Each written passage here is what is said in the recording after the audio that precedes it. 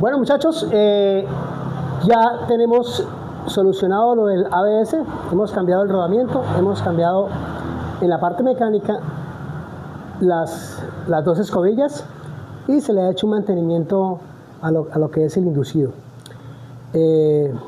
Ya revisamos la parte electrónica, vamos a conectar, vamos a purgar toberas delanteras, toberas traseras y poner a punto el freno ABS. Acá ya lo sellamos, ya estamos listos para instalarlo. Comenzamos.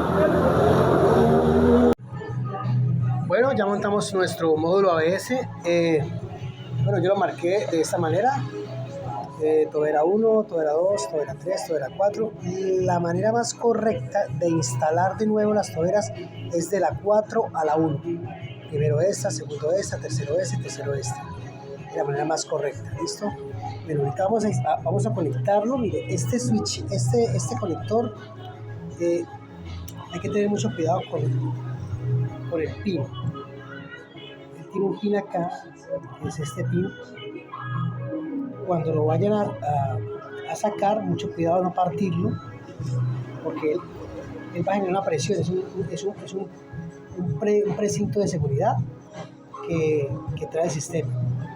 Pues instalarlo con mucho cuidado, ya está limpiado con limpiador de contactos electrónicos y tenemos listo nuestro ABS para comenzar la purga.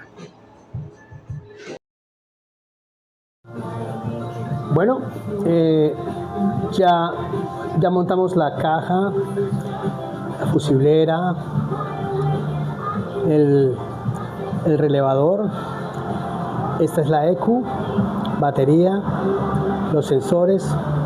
Mucho cuidado con ese sensor. Este es el sensor de volteo, el UP, tiene que ir con esa señal hacia arriba. Es el que nos indica, es el que cuando la moto se voltea, él apaga todo el sistema. Bueno, aquí estos dos fusibles, si llegamos a realizar una conexión mala en cuanto a la ABS, cualquiera de estos dos se va a reventar, ¿listo? Entonces este es el del motor y este es el de las válvulas. Pendientes, cualquier cosa que se reviente, que no funcione algo, revisar los sensores primero para descartar cortos en el sistema de conexión. Ya tenemos todo conectado y vamos a comenzar a realizar lo que es la purga.